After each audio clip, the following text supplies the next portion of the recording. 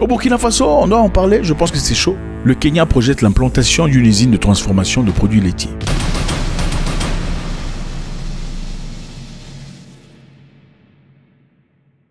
Quand vous vous respectez, les gens vous respectent naturellement. Quand vous vous respectez, les gens vous respectent naturellement. Moi, je n'ai jamais vu des vidéos, des bêtises venant du Burkina Faso. C'est mon expérience, hein. Peut-être que vous en avez vu. Je suis ouvert, je veux voir. Il y a des vidéos de bêtises, des gens en train de l'insulter, en train de raconter des bêtises. Je veux voir, je suis curieux de voir. Parce que généralement, les gens disent « Ah, les Africains sont comme ça. Les Africains se comportent comme ça. Les Africains sont malhonnêtes. Les Africains sont jaloux. Les Africains sont sournois. » Bon, j'ai vu ça, moi. J'ai quand même beaucoup voyagé en Afrique. Ouais, beaucoup voyagé en Afrique. J'ai expérimenté first hand beaucoup de diversité à l'africaine. Mais malheureusement, je ne vois pas ça partout. La sournoiserie, la méchanceté, l'imbécilité, l'impolitesse, ce sont des choses qu'on voit particulièrement dans certains endroits. Pas partout. C'est soit régional ou ségrégué par pays. Je suis désolé. Les gens pensent que nous sommes tous africains parce qu'on parle français. Ce n'est pas vrai. Le fait que l'on parle tous à français ne veut pas dire que nous sommes liés dans la culture française. Il y a d'abord la culture endogène qui s'exprime naturellement quand quelqu'un s'exprime même en français. Oh, les Africains sont tous méchants. Ce n'est pas vrai. Ce n'est pas vrai. En Afrique de l'Est, par exemple, vous ne verrez jamais des gens en train d'insulter les gens. C'est très rare de voir ces gens d'histoire. C'est choquant, c'est scandaleux. Comment tu insultes en public? Et c'est bizarre. Dans d'autres endroits, les insultes, c'est la norme. Et voilà pourquoi les gens ont tendance à essayer de transférer ou de transposer leur mentalité pensant que les autres réfléchissent de la même façon.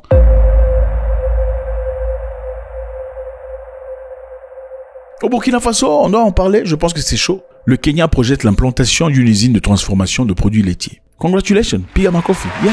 Le Kenya envoie une délégation de personnes pour aller au Burkina Faso, pour aller examiner, voir, discuter, certifier la possibilité d'installer, implanter une usine de transformation laitière. Quand vous vous respectez, le monde vous respecte. Quand vous n'êtes pas dans la bêtise, le monde vous respecte. Quand vous n'êtes pas dans la sottise, l'imbécilité, le monde vous respecte. Quand vous vous comportez comme des charognards, les gens vous prennent comme ça. Le Kenya, je vous rappelle, certains politiciens, diplomates kenyans avaient fermement critiqué le président Ibrahim Traoré. Suivez.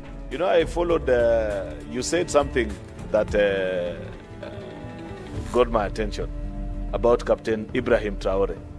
I used to also fall for his hype, like many people fall on TikTok.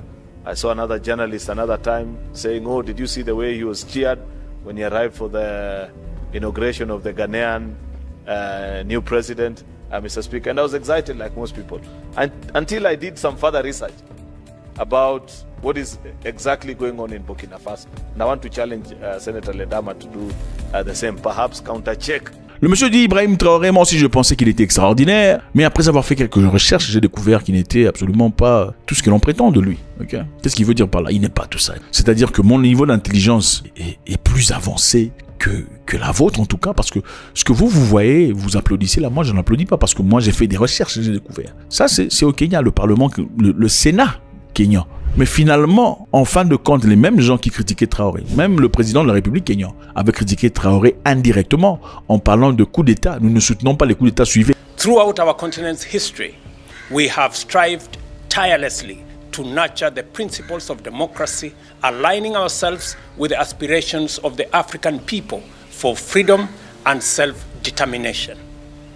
This fundamental norm is crystallized in Article 4P of the Constitutive Act of the African Union, which unequivocally condemns and rejects any unconstitutional change of government. Une personne, en tout cas, une société qui autrefois parlait ainsi de manière négative. Aujourd'hui, on voit une délégation déjà au même pays que l'on critiquait pour aller commencer, pour aller examiner, pour aller implanter une usine de transformation de produits laitiers. Qu'est-ce qui s'est passé? Non, qu'est-ce qui s'est passé? Ce qui s'est passé est clair. Ils ont réalisé qu'ils avaient tort. Ils ont réalisé que ce qui se passe au Burkina Faso aujourd'hui est de loin plus avancé. Pourquoi ne sont-ils pas partis dans les pays voisins? Donc regardez, le Kenya ici. Regardez la distance entre le Kenya et le Burkina Faso. Non, regardez la distance entre le Kenya et le Burkina Faso. D'ailleurs, le Burkina Faso est très chaud. Pour ceux qui, bon, enfin pour les Burkinabés, peut-être que vous ne le comprenez pas parce que quand on a vécu toute sa vie quelque part, on le voit pas.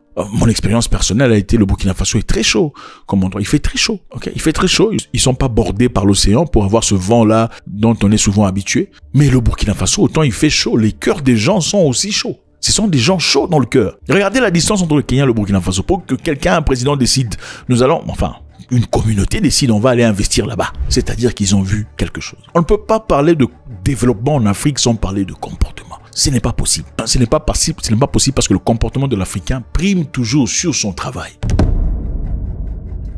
Les investisseurs kenyans envisagent de construire une usine de production et de transformation de lait au Burkina Faso. Cette initiative fait partie de la stratégie plus large du Kenya visant à étendre ses exportations de produits laitiers au sein de la zone de libre-échange continental africain. La zone de libre-échange continental africain est un projet que nombreux connaissent. Si vous ne connaissez pas, il faut se ressourcer. L'objectif est d'atteindre partout en Afrique et exploiter ce que l'Afrique a offert en termes de commerce. L'objectif principal ici est d'installer une usine moderne de collecte, de transformation et de distribution de lait au Burkina Faso. Pigama Coffee. Yeah, bravo Burkina Faso. Et c'est chaud. Le pays a un potentiel agricole important, mais son secteur laitier est encore très informel, avec peu d'infrastructures pour transformer le lait local.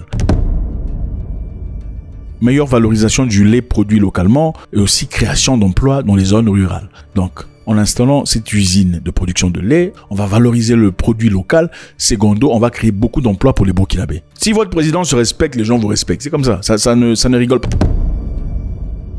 L'usine permettra de collecter, transformer, distribuer le lait au Burkina Faso où le secteur laitier reste principalement informel. Cette collaboration entre investisseurs kenyans et acteurs burkinabés vise à dynamiser le commerce intra-africain et la coopération dans le secteur. Bravo Burkina Faso, les amis, ça tuerait beaucoup de plaisir. Moi, s'il y a du bien, on en parle. C'est aussi simple que ça. Zach Moukassa rimera toujours avec positivité. Le Burkina Faso va aussi envoyer 500 prisonniers pour aller travailler. Depuis un temps, le gouvernement accorde une opportunité à ceux qui sont prisonniers d'aller travailler pour le pays. Travailler pour la nation, dans l'objectif de regagner du temps. C'est-à-dire, vous travaillez pendant 1 mois, on enlève 3 mois de votre sentence. Donc, pour 1 mois, on vous enlève 3 mois. L'objectif ici, évidemment, contrairement aux États-Unis d'Amérique, qui est de vous faire pétrir, l'objectif est de vous réintégrer dans la société. Vous allez en prison pour avoir commis des délits, on vous laisse travailler pour la nation, et avec ça, vous gagnez du temps. Au lieu de faire 10 ans, ça sera peut-être réduit à 7 ans, ou ça dépend de votre investissement. Bravo ou quoi? Pigama Coffee. Au Gabon, c'est intéressant les amis, le président gabonais s'est rendu mercredi 30 juillet à Ankara dans le cadre d'une visite d'État. Évidemment, dans cette visite, il est parti rencontrer, chercher à accélérer des discussions avec des grands investisseurs turcs. Le président Oligui, manifestement, tourne le dos à la Russie et à la France dans cette occasion. Bravo ou quoi? Bah écoutez, il faut savoir que généralement, quand vous parlez du Gabon, c'est... on a remarqué que nombreux Gabonais ne sont pas contents, ils n'aiment pas ça. Hein? Pourquoi tu fais la propagande d'Oligui? Enfin, bref. Vous dites ça à CNN, vous écrivez à CNN pour dire pourquoi vous faites la propagande d'Oligui ou à Radio France Internationale, ou vous pensez que nous sommes amis. Ce qui est important, on parlera toujours de ce qui se passe en Afrique, que vous le vouliez ou pas. En effet, comprenez une chose, aucune personne sur Terre, même Dieu, n'est pas aimé de tout le monde. Il y a un fort nombre de personnes qui pensent que Dieu n'existe même pas. Ok, continuons. Donc le Gabon attend un balai d'hommes d'affaires turcs bientôt à Libreville. Lors de son séjour, le chef de l'État gabonais a rencontré de nombreux investisseurs turcs et parmi eux, il y avait Cengiz Holding. Cengiz Holding est un géant de l'ingénierie et des infrastructures qui envisage d'apporter son expertise dans la construction des routes, le développement du port en eau profonde de Mayumba. Mayumba fait partie de quelques ports gabonais qui évidemment, s'il est développé, pourrait accorder beaucoup d'opportunités pour le Gabon et aussi nombreuses opportunités de travail pour des locaux. Cengiz Holding peut apporter son expertise dans la construction des routes et au développement du port de Mayumba, c'est une possibilité. Il y a aussi Gulsan Holding. Gulsan est un acteur reconnu dans l'industrie, s'intéresse aux projets d'hydroélectricité, un secteur essentiel pour le développement énergétique du pays. Donc ce sont des gens qui construisent des ponts, des routes, des plans d'hydroélectricité, des créations des rails et des trains. C'est une entreprise qui a beaucoup d'expérience et évidemment avoir ce genre de collaboration est une très bonne chose pour le Gabon.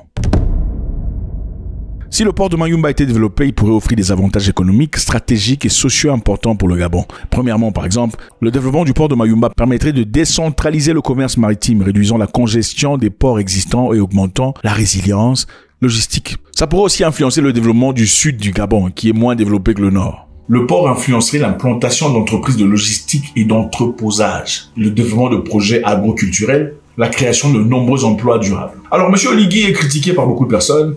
C'est tout à fait normal, c'est un humain. Aucun humain n'est aimé à 100%, même Zach Moukassa n'est pas aimé de tout le monde. Bref. Monsieur Oligui a porté un chapeau de MAGA de Donald Trump, Make America Great Again. Il a été critiqué pour ça, disant c'est du vassalisme. Comment est-ce possible un président d'un pays libre pourrait mettre une casquette représentant l'idéologie d'un autre président, largement contesté? c'est un peu un complexe d'infériorité. Beaucoup de personnes ont dit cela, on l'a critiqué. Beaucoup de panafricanistes n'étaient pas tout à fait d'accord avec lui. Certains ont dit qu'il aurait dû porter un chapeau disant « Make Gabon Great Again », c'est la même chose que MAGA, mais celui-là était « Make America Great Again ». Monsieur Ligui est largement critiqué, dû au fait que le Gabon tient encore de bonnes relations avec la France, le pouvoir colonial. Beaucoup de personnes auraient voulu qu'il rejette fermement comme l'a fait Traoré et Tiani. Alors, est-ce que puisqu'il ne l'a pas fait, est-ce que ça veut dire que monsieur Ligui est incompétent? Ce qui est important à retenir est qu'à son arrivée au pouvoir, il a fait preuve de positivité, en disant clairement aux politiciens qui étaient sur place qu'ils ne peuvent pas s'enrichir à travers la politique, qu'ils étaient là pour servir et non pour être servis. Ce qui est encore de positif jusque-là est que M. Ligui est en train de diversifier ses collaborations. Il était aux États-Unis récemment pour discuter avec Trump, bien qu'il y eut beaucoup de critiques par rapport à cela. Nous voulons également que nos matières premières soient transformées localement dans notre pays, afin que nous puissions créer de la valeur et des emplois pour nos jeunes, pour qu'ils arrêtent de mourir. Nous avons des jeunes qui se noient en mer, dans l'océan, pour aller dans d'autres pays. C'est ce que nous voulons, une transformation locale des matières premières. Je suis général et moi aussi je suis pragmatique. J'aime quand les choses avancent rapidement. Vous êtes les bienvenus pour venir investir. Sinon, d'autres pays pourraient venir à votre place. Merci. Il dit, nous cherchons de collaborateurs. Nous vous invitons à venir. Sinon, d'autres personnes viendront. C'est-à-dire, on vous donne le choix, mais nous ne sommes pas fermés à d'autres personnes. Si vous ne vous apprêtez pas, vous ne venez pas rapidement, on va ouvrir des portes à d'autres personnes. Ces grands-là, ils sont là. Il est parti en Turquie pour les discuter. C'est-à-dire qu'il diversifie un peu. Il diversifie ses amitiés. Et ces collaborations ne sont pas fondées sur la France comme beaucoup de personnes l'auraient souhaité. Monsieur Ligui a aussi dit qu'il n'y aurait plus de bourse pour les Gabonais partant aux États-Unis. Parce que d'après lui, la plupart des Gabonais qui partent aux États-Unis ne rentrent pas au Gabon. Et c'est le pays ou la patrie qui perd. Cette année, il n'y aura pas de bourse pour les États-Unis. Il n'y aura pas pour le Canada. Parce que les études coûtent cher. Vous m'avez voté pour vous dire la vérité. Ça coûte cher. Et ceux qui viennent ici ne reviennent jamais. Il vous l'a dit. Il a suggéré que désormais, il enverrait des Gabonais récipiendaires de bourses au Sénégal ou au Ghana, ou encore peut-être au Maroc. Chose qui est naturellement normale. S'il juge que ceux qui partent aux États-Unis d'Amérique ne rentrent pas. Faites-moi savoir ce que vous en pensez. Le Burkina Faso, dans un respect total, une nation qui se respecte, il faut le dire, c'est clair, c'est évident. Nous cherchons des vidéos d'imbécilité du Burkina Faso, comme ça on va voir, pour dire que les Africains font les mêmes bêtises. Je suis très curieux. Le président gabonais Oligui, qui vient de faire un voyage en Turquie pour diversifier ses revers, invite beaucoup d'entreprises pour potentiellement grandir le Gabon à un niveau qu'on n'a jamais vu. Écoutez-moi, on m'achète pas. On peut pas m'acheter. J'ai besoin de l'argent de personne.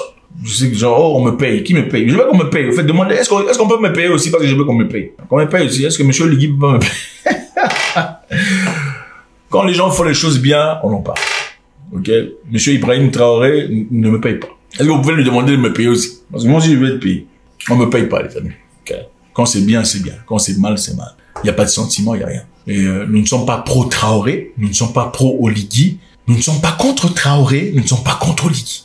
Mais ce qu'il y a d'évident, on en parle. S'il y a des trucs négatifs, envoyez-nous, comme ça on va examiner, on va en parler. God bless.